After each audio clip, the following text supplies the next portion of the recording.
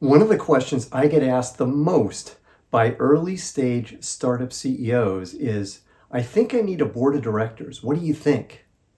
In today's video, I'll answer all the questions you have about when and how you should set up your startup board of directors.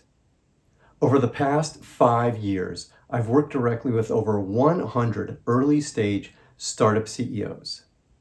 Many of these CEOs made the wrong decision about when they should set up their early stage startup board of directors, and these decisions almost killed their companies. Today's video is all about helping you avoid those mistakes.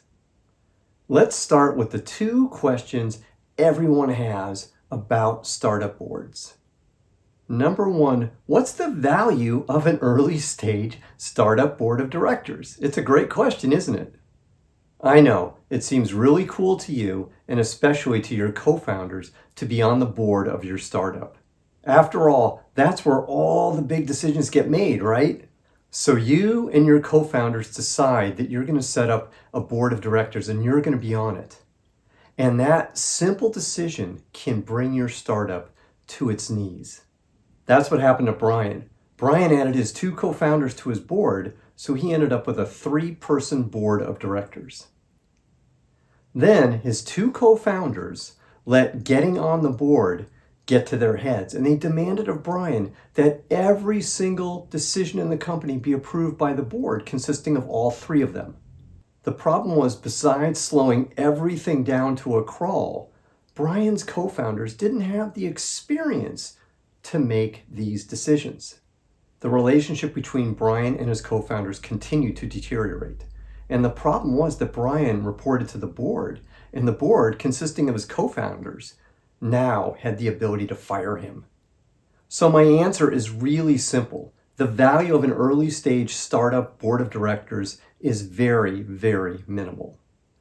The reality is, you and your team are going to be making the decisions for your company, not the board. So why formalize things? Why create a problem you don't need? If you're not already a subscriber, then hit that subscribe button right now, and you'll get notified every time I release a new video. So the second question is, when should I set up my board of directors? Brian's not alone with this problem. I've seen other similar situations in other startups I've worked with.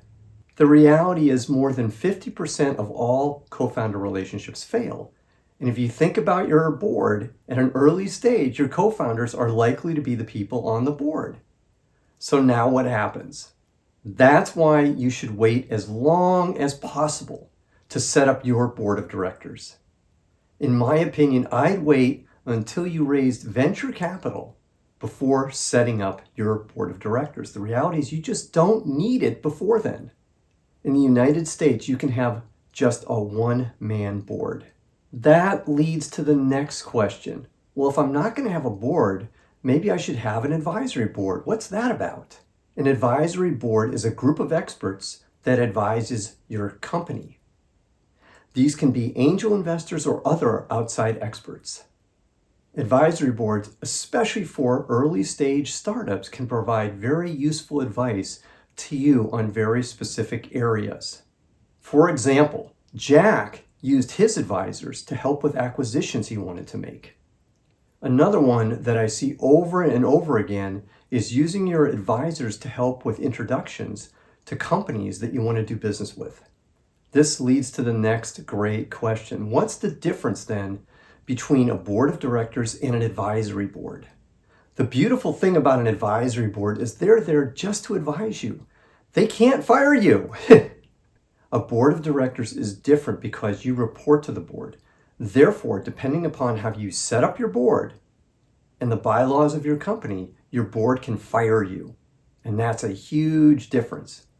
Yes, the board is supposed to provide oversight, and they're supposed to act in the best interests of your company.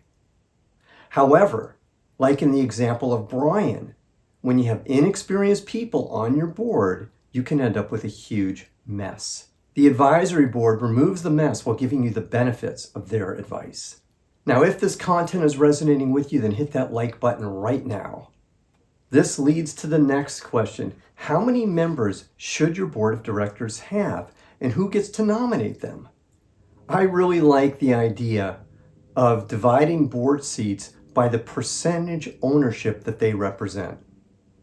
Let's say you're raising your first round of VC funding, and you're trying to figure out how many board seats should your investors get and how many board seats should you get. Let me show you how this works. Let's say you, your co-founders, and employees will own 60% of the company. And then let's say your new investors will own 40% of the company. Now, in this case, it should go like this. You should have a 5-man board. That would be ideal. You get 3 seats, and your new investors get 2 seats. The 3 seats you get will likely be one of these 2 combinations that I'm going to tell you about. Either you and maybe one other co-founder on the board, and you have 1 independent board member that you can nominate, or it's just you on the board as the CEO, and you nominate 2 independent board members. Going forward, remember, when you nominate an outside board member, you're going to want all of your board members to interview the prospective board member too. The reason why you want to do this is it's just good from a political standpoint, because if you nominate somebody and your new board members don't interview them, it's just not going to look good to them. They're going to feel like you're trying to jam somebody down their throat. Much better, because board dynamics are super important. Trust me on this one, I've lived it. You're going to want to make sure that you get the approval of your other board members as well. That's just being smart. Yeah, I know, you nominated them, but you're going to want to have a good relationship with your board, and this is the way to do it. Here's our summary, and here's our key takeaways from today's video. Number 1, don't set up a board of you and your co-founders when you're starting out. Number 2, wait until you receive VC funding before you set up a formal board. Number 3, until then, set up an advisory board to give you guidance. So what did you learn from today's video? Put your comments in the comments column below today's video.